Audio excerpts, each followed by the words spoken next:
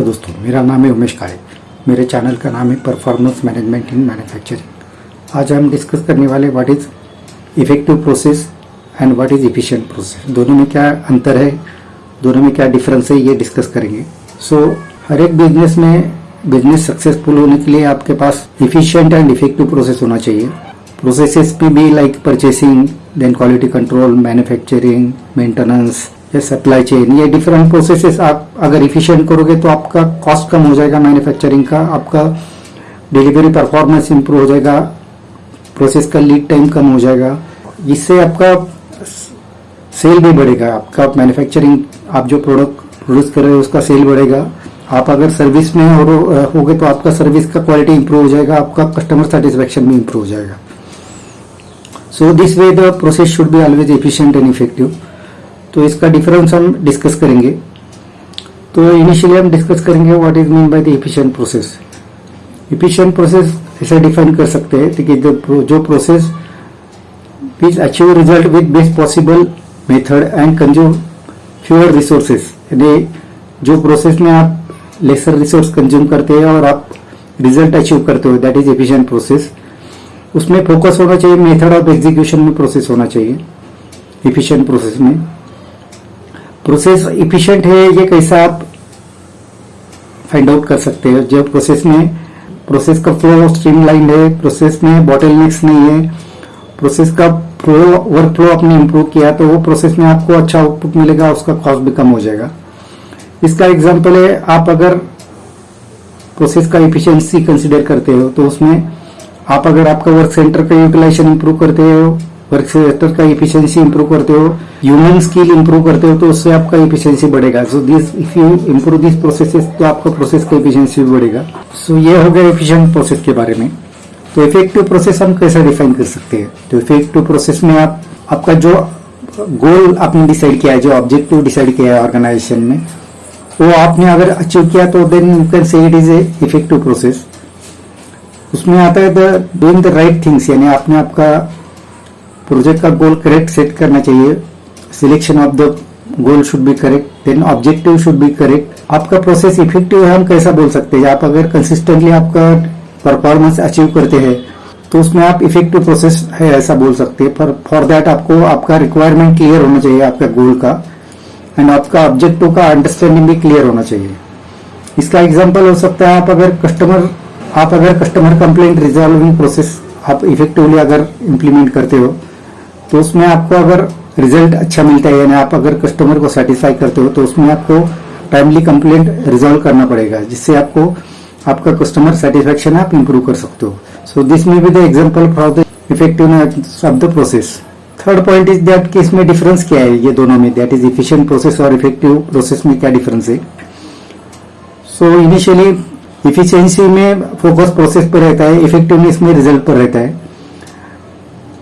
Efficiency में concern रहता है रिसोर्स यूटिलाइजेशन में, उस पर ज्यादा फोकस रहता है, कंसंट्रेशन रहता है।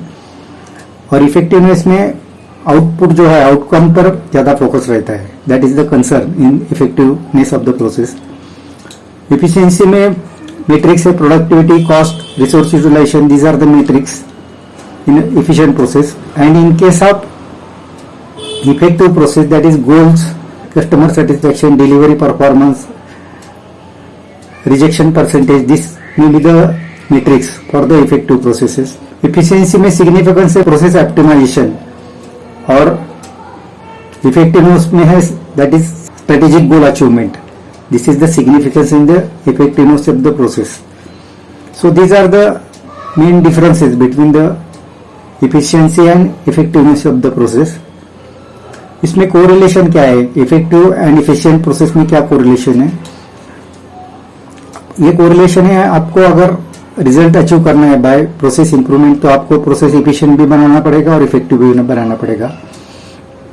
दूसरा ऑप्शन है कि आपका प्रोसेस अगर इफिशिएंट रहेगा, यानी आप रिसोर्सेस लेस कंज्यूम करते रहेंगे, आपका लीड टाइम कम रहेगा, but it can not be effective. उसमें अगर आप आपका डिजायर्ड गोल अचीव नहीं करते रहेंगे तो this process can not be successful. इसमें थर्ड टाइप है, आपका अगर प्रोसेस इफेक्टिव रहेगा, यानी आपका अगर प्रोसेस इफेक्टिव रहेगा ना, आप अगर डिजायर्ड आउटपुट अचीव करते हैं, कस्टमर रिक्वायरमेंट मीट करते हैं, बट आपका अगर प्रोसेस इफिशिएंट नहीं रहेगा, यानी आप रिसोर्सेज ज़्यादा कंज्यूम करते रहेंगे, आपका लीड टाइम ज़्यादा रहेगा. So this process will not be also successful. It will not be helpful to the organization. So these are the different types of the efficient and effective processes. इसमें application क्या है, ये जो हमने discuss किया, that is efficient process और effective process का application क्या है. सक्सेसफुल प्रोसेस होने के लिए हमने जो पहले भी डिस्कस किया, the process should be efficient and effective. इसमें से एक भी अगर नहीं होता रहेगा तो उसमें आपका कॉस्ट बढ़ेगा और आपका परफॉर्मेंस भी अच्छा नहीं रहेगा, उसमें परफॉर्मेंस इंप्रूव नहीं होगा. इसमें अगर आपका प्रोसेस इफिशिएंट रहेगा तो आपका प्रोसेस का कॉस्ट कम रहेगा, आपका आउटपुट भी बढ़ेगा, इसकी वजह से आपका प्रोडक्टिविटी इंप्रूव हो जाएगा. इफिशिएंट प्रोसेस रहेगा तो आपका मैन्युफैक्चरिंग कॉस्ट भी कम हो जाएगा और लीड टाइम भी कम लगेगा, इसकी वजह से आपका टोटल प्रोसेस कॉस्ट कम लगेगा. थर्ड एप्लीकेशन है आपका, अगर प्रोसेस इफेक्टिव रहेगा तो आप कस्टमर रिक्वायरमेंट मीट कर सकते हैं और आप कस्टमर सेटिस्फेक्शन इंप्रूव कर सकते हैं. और ये अगर दोनों आपके पास है, यानी आपके पास इफिशिएंट प्रोसेस भी रहेगा और इफेक्टिव रहेगा, तो आप कॉम्पिटिटिव एडवांटेज अचीव कर सकते हैं, जिसकी वजह से आप आपका कॉम्पिटिटर से ज़्यादा अच्छा परफॉर्म कर सकते हैं. सो ऑल टुगेदर हम क्या कंक्लूड कर सकते हैं based on this discussion? It can be concluded that organisation should initially decide organisation goal. आपका गोल प्रॉपर इनिशियली डिसाइड होना चाहिए. प्रॉपर गोल से डिसाइड करोगे तो आपका इफेक्टिवनेस और इफिशियंसी पर आप काम कर सकते हैं. Efficiency improvement and effectiveness of the process पर काम कर सकते हैं. सो फॉर सक्सेसफुल ऑर्गेनाइजेशन और बिजनेस आपको ये प्रोसेस इफिशिएंट भी बनाना पड़ेगा और इफेक्टिव भी बनाना पड़ेगा. So this is the conclusion of this discussion.